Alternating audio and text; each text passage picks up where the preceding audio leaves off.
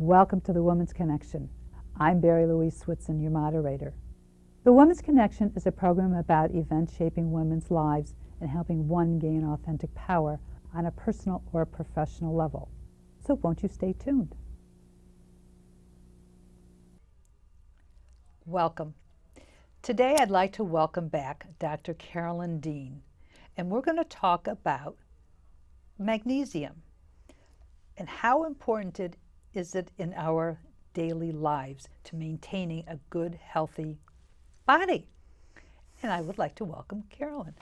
Doctor, thanks so much for joining me again. Thank you, Barrie. You've just updated your new book, well, your old new book, Magnesium, the Magnesium Miracle. What is new from the last time you wrote the book? Well, you mentioned that magnesium was good for the body. Well, it's also good for the mind. In what way? In the way that it helps to give us energy. It helps balance the serotonin, the feel-good hormone in the brain. It helps support the adrenal glands that get very exhausted with stress, with us running around constantly. It relaxes our muscles. It helps us calm down at night so we can sleep and gives us energy during the day. So it is one of these miracle minerals. Well, how do you know if you don't have enough or if you have enough? That's one of the things I updated in the book. People kept asking me, well, how do I know? Because it's very difficult to find magnesium deficiency on a blood test. Now, the reason for that is because only 1% of the magnesium in the body is in the bloodstream.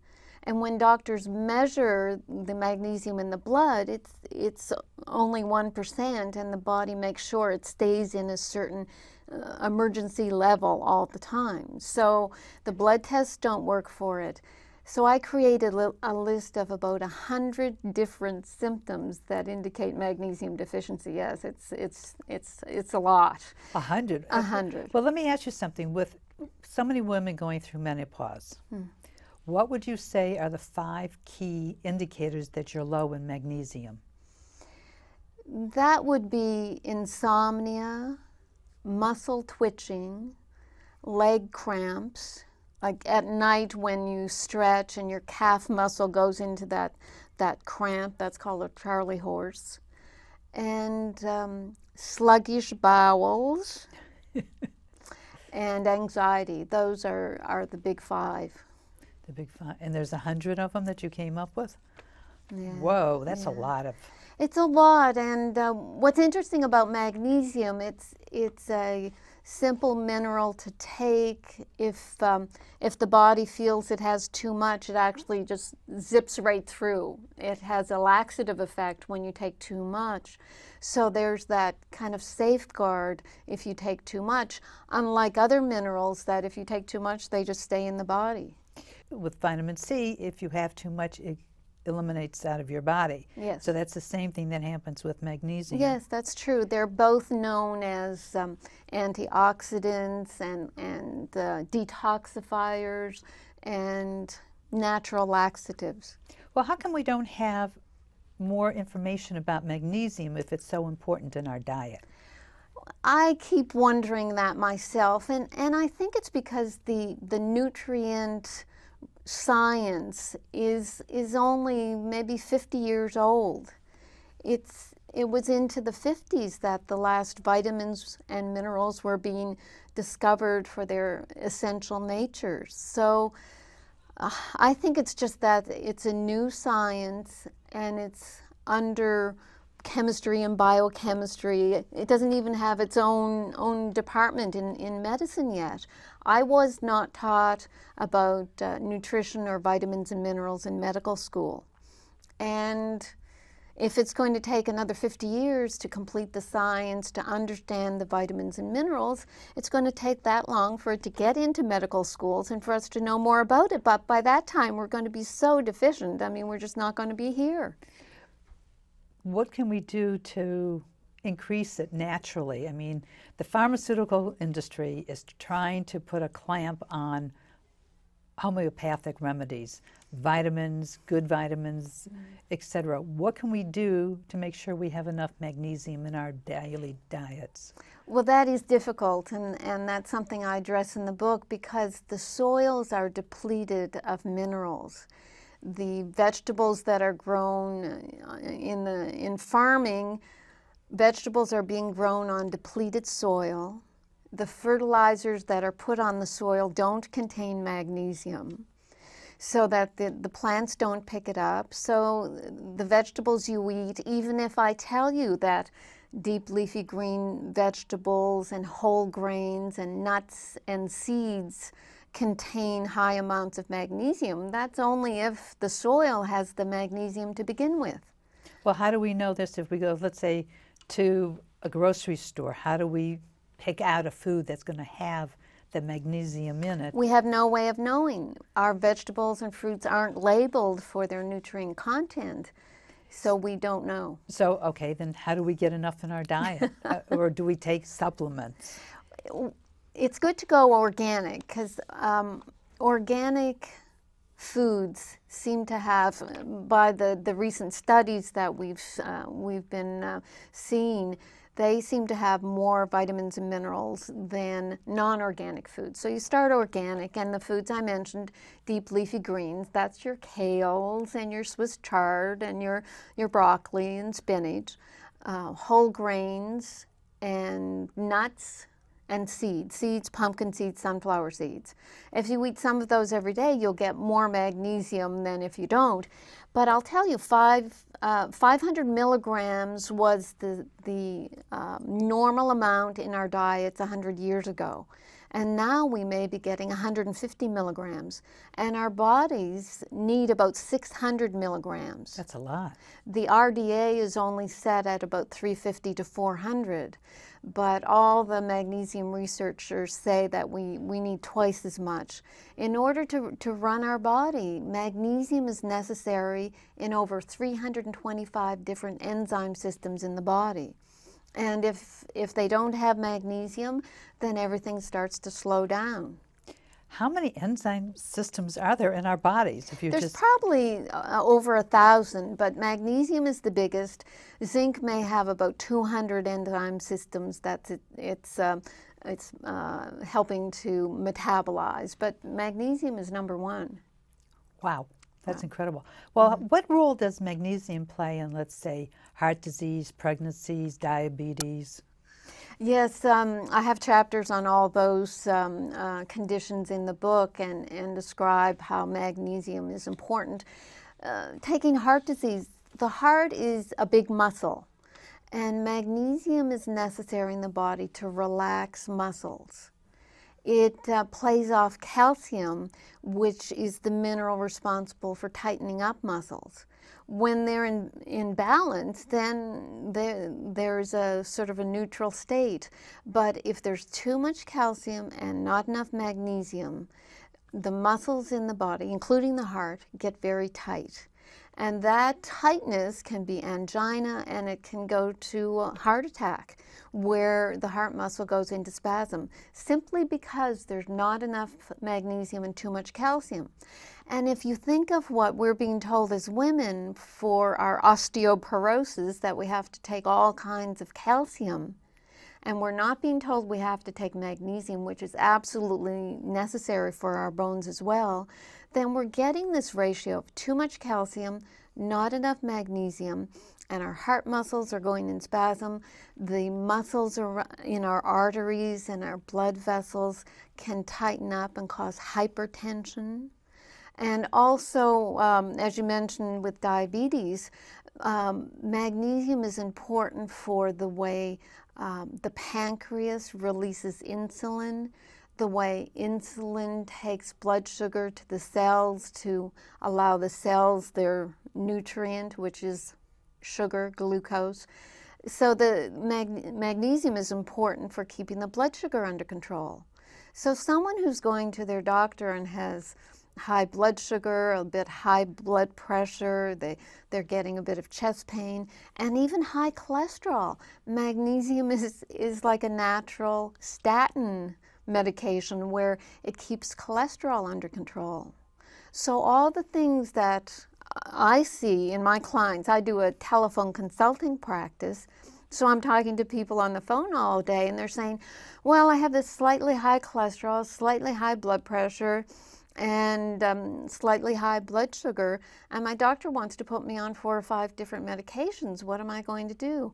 And I say, well, if you want to wait for 3 months, ask your doctor, if it's crucial, can you wait 3 months and do some lifestyle changes? Then change your diet, get some exercise, and start by taking magnesium.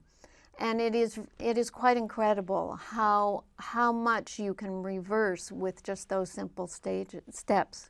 So magnesium sounds almost like a life-saving mineral, I should say. Mineral, yes. People tell me that all the time. And in magazine articles, First for Women has done a 2-page spread on one of my clients who found that it was such a miracle. She got off a number of medications and started to lose weight and detoxify and was able to sleep at night. Just a whole list of things just by starting magnesium. And she's the type of person who buys my book by the case, gives them out to everybody. She'll be pumping gas and she'll give it to the people in the gas station. People become kind of evangelical when they come across something as simple as magnesium, and it does so much for them.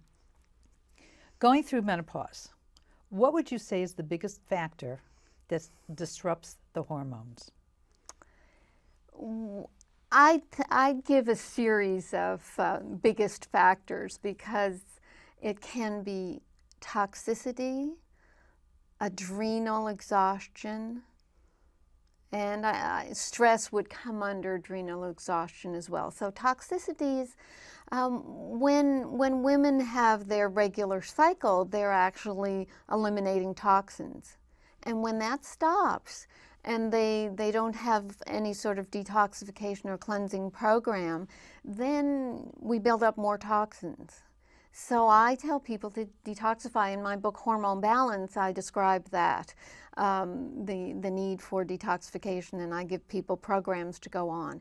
The second one, adrenal exhaustion. By the time you hit menopause, if you've had a couple of kids, sleep deprivation for 10 years, and then working 2 jobs, and we know women do everything around the house, well, your adrenals can get very stressed. And it's the adrenal glands that help support the estrogen and progesterone that we lose at menopause. So if your adrenal glands are exhausted, then you don't have that support. So menopause hits harder, hot flashes, exhaustion, and insomnia. And stress is a big factor too.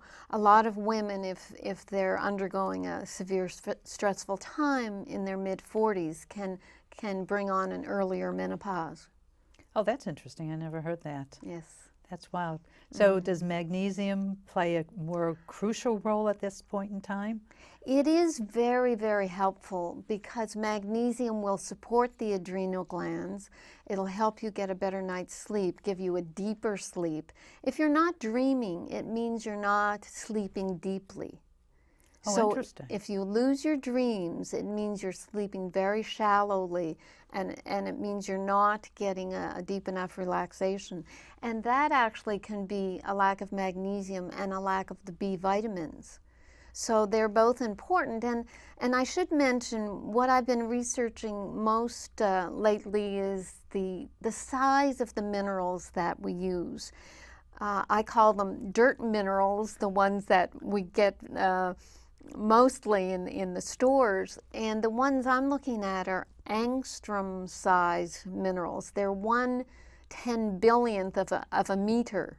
They're smaller than microns, smaller than nano. They're small enough that they will fit into the cells, because the physicists are now finding that the area, the diameter of the cell channels that will allow minerals to enter is between 4 and 5 angstroms. So we need a mineral 1 to 2 angstrom in size. So that's what I've been looking at, angstrom size minerals. And as for the vitamins, I've been looking at food-based vitamins, vitamins that are made from food or grown in food. They're actually grown by nature supplements where they put Saccharomyces cerevisiae, a type of yeast, in a nutrient bath, and the yeast eat up all the vitamins and minerals and transform them into a size and a state that our body will accept. And all these things are so new in the industry. We thought we knew everything, but we really don't. It's amazing because it's like you wrote a book on yeast, you've written one on hormones, and you've got one on irritable bowel syndrome. That cracks me up because it's the idiot's guide to wait a minute, IBS for dummies. Yes. Which is like, that's hysterical. But let me ask you, so much is coming down the pike now, or I don't know if it's so much coming down the pike or people are tuning in more to taking care of their bodies.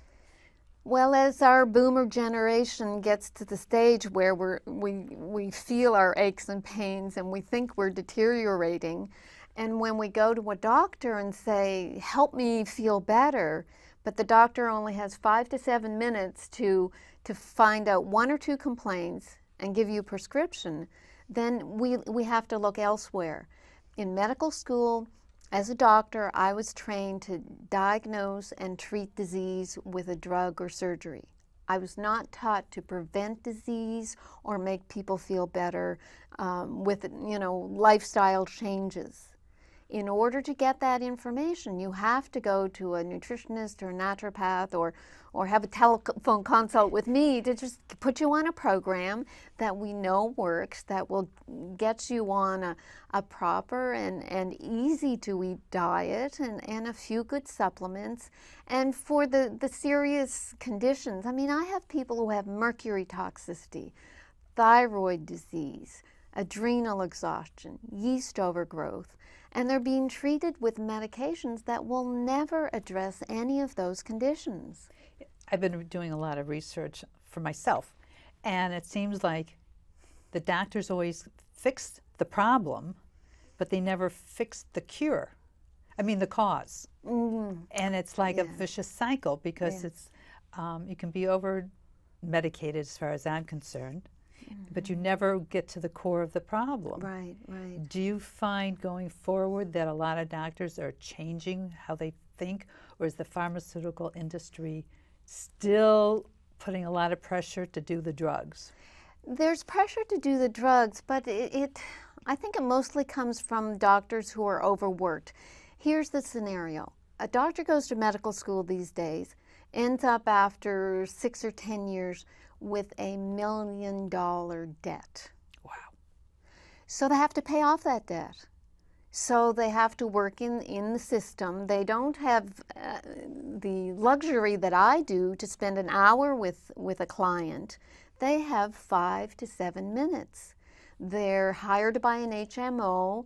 They have to pay off their loan. They have to pay their mortgage. So they are very much stuck in the system. I know I've been to one doctor and I switched. I always felt whenever I would go to him, I was part of the treadmill. He had to make money, So I just switched my doctor. But, and the other one, I pay more, but I mean, call me anytime. You have any problems, call me. Doesn't matter if it's 12 at night, and he calls you back.